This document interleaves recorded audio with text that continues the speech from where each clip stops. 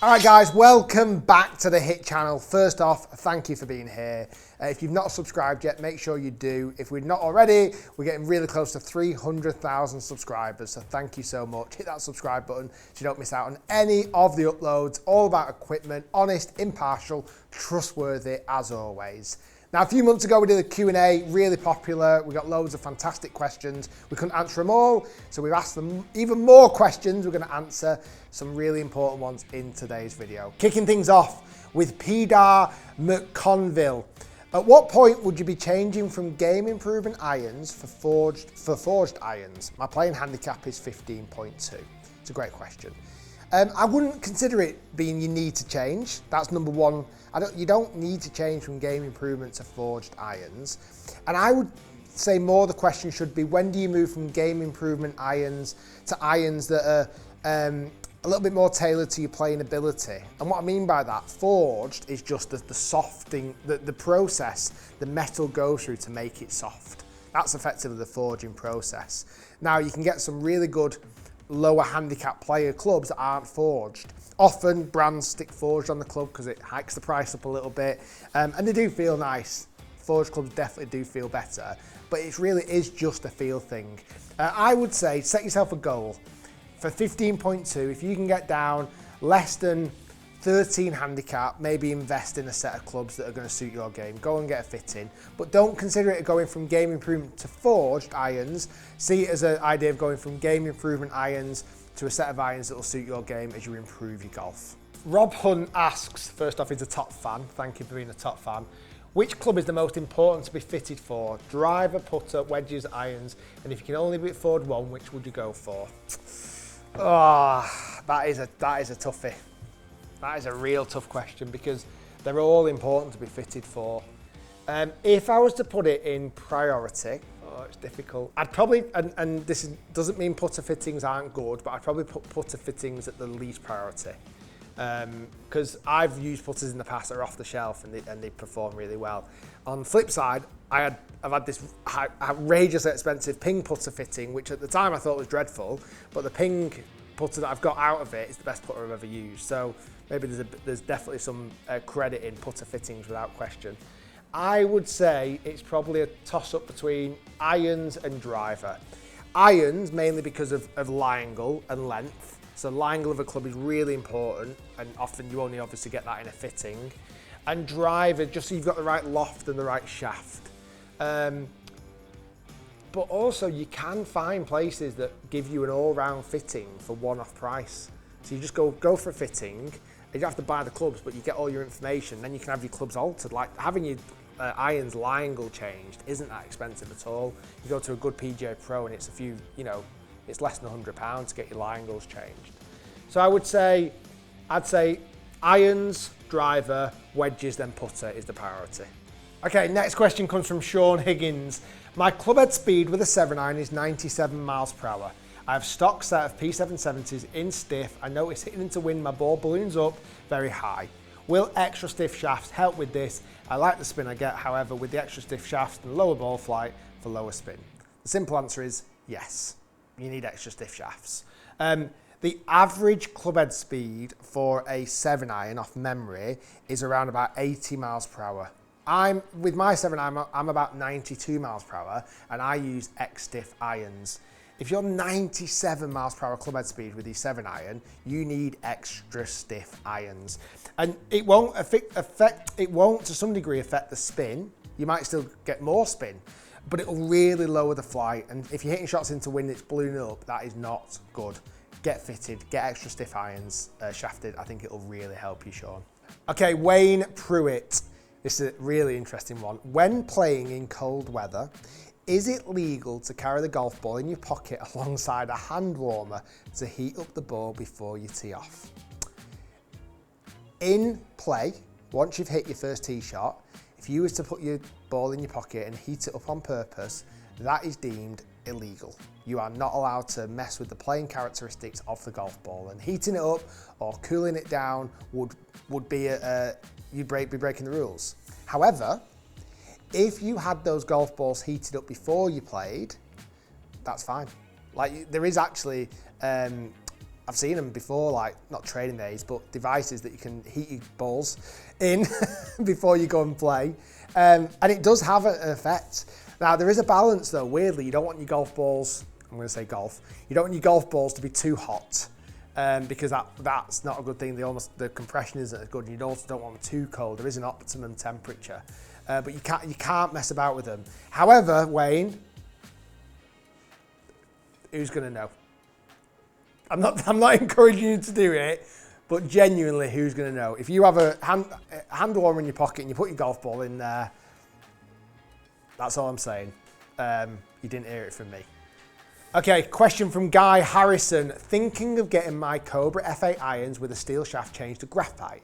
From a financial point of view, is it worth it, or will it be easier to buy newer graphite sets? I must admit, changing shafts of an iron is financially not ideal because it's a huge component of the golf club.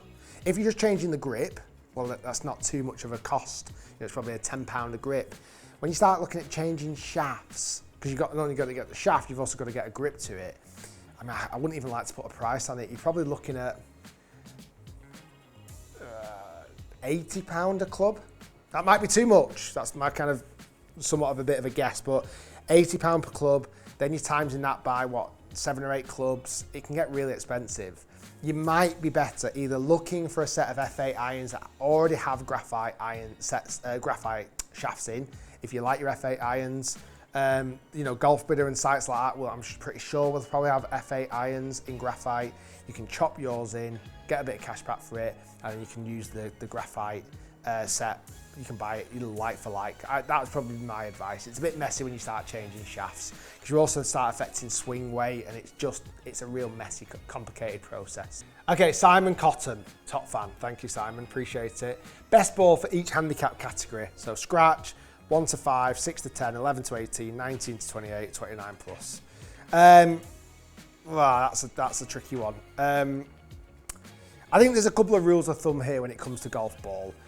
Typically, the better golfer you are, the less golf balls you're losing. Therefore, you can like to think you can spend a little bit more on the golf ball. You're not going to be losing them. You know, if let's say a 29 handicapper bought a box of Pro V1s, which is what, 45 quid, the likeliness they're probably going to lose 10 of them. It's an expensive hobby, losing Pro V1s at that handicap.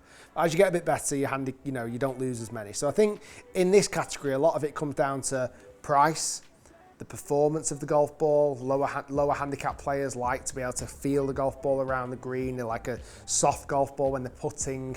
So something like your premium balls, like your Pro V1, like your TP5, TaylorMade TP5s. You can get slightly cheaper alternatives now, like a Vice Pro, for example, which also sits in that category. So in that, I'd probably say scratch to 10, all those rules apply. 11 to 28, 29, I think all the same rules apply there. It's either you want a budget ball. I always think the Srixon AD 333 is a fantastic golf ball. Like really good performance. It's right in the middle of range of everything. It's not super expensive. It's not super cheap. It lasts really long. So I think as a broad spectrum, you know, I think something like a mid-range Srixon, mid-range Titleist, mid-range, any brand that kind of mid-range ball. And the Tour Response from TaylorMade are really good in that category. Yeah, I would look for that. That would be my answer. It's difficult to give a ball for each and every category, but as a rule of thumb, there's a bit of guidance for you. Scott Welsh, what 5 to 10 year old equipment is still worth buying?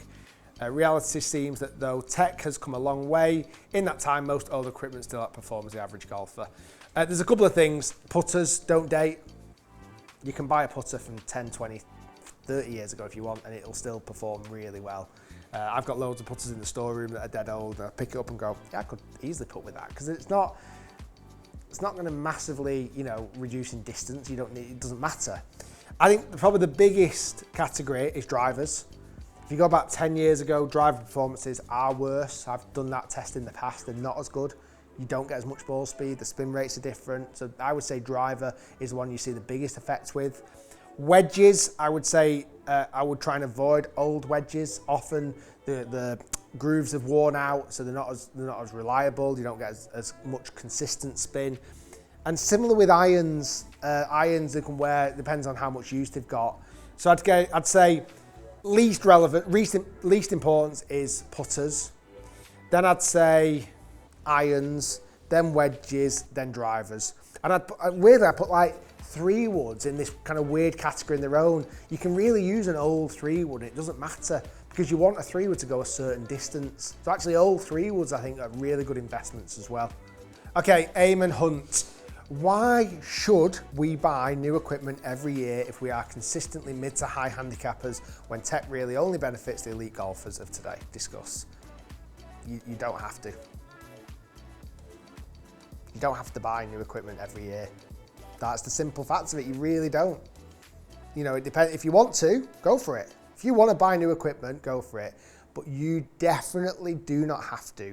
I think something like five-year club cycle would be pretty decent. You know, if maybe you refreshed your clubs every 5, 6 years, 10 years even. But Eamon, you do not have to. No one is forcing you to buy new equipment. Okay, question here from Josh Timothy Bruce. Now, it's not so much an equipment question. I think it's an important one. What do you think of Matt Fitzpatrick's cross-handed chipping technique? I love it. I love it. I think if I was possibly braver, I would even implement it into my own chipping. Many years ago, cross-handed putting, and I mean many years ago, was a bit of a taboo. Like, you'd see someone with a cross-handed putting grip, you're like, what? Like, who is this guy? What, you know, what planet have they come from? And you look at putter grips now, there's every single type, from cross-handed to claw grip to separated to prayer grip. There's everything you can imagine. I think that'll happen with chipping. I think there'll be a future where cross-handed chipping is as popular as cross-handed putting. That's my prediction. Ben Gully, this is a cracking question. Rangefinder comparison with GPS app on the phone. I've never used a rangefinder and I'm wondering if they are worth the investment. I don't know what to look for when buying a rangefinder. Keen New Zealand golfer here. Well, thank you, Ben, appreciate it. I think that's a great question. There's pros and cons to both. There's pros and cons to GPS and there's pros and cons to rangefinders. And we'll go through the GPS app first. The pros and cons to GPS apps or devices is that typically it's in hand, you get a really good image on the screen, you can kind of drag and drop. If you can't see the flag, you can still get a distance, that's really important. And I think it just gives you a really good visual of the hole. Like, I really like often where if you've got a GPS, if it's a course you've never played before, it gives you a really good visual of what's to come. The downsides are, if you want to get really dialed into your distance and you want to know exactly how far it is to the pin, it's really hard to do. You can't do that as accurately on GPS. And often with GPS devices, I know on phone I've used it in the past, absolutely batters your battery. Like, it drains your battery. And sometimes with GPS devices, if you don't charge them, you'll get to the next round and go, oh, I've not charged my bloody GPS device. I'm not sure anyone would describe it like that, but you know, I think that's the downside. The positives and downsides of rangefinders, the positives are you get that accurate number. Like, you can zap the flag, you know exactly how far it is to that flag. And you'll have often a slope on it as well, not in competition use, but in non-competition use, you can use the slope. The downside, the other advantage with the rangefinder, the battery lasts forever and ever and ever. You'd have a spare one in your bag, but if you don't charge it, the battery runs out, you just swap the battery around and it's great. The downsides are, it doesn't give you a layout of the hole. Some do, but not many. They don't give you a layout of the hole. And the other thing is, if you can't see the flag, you can't zap it.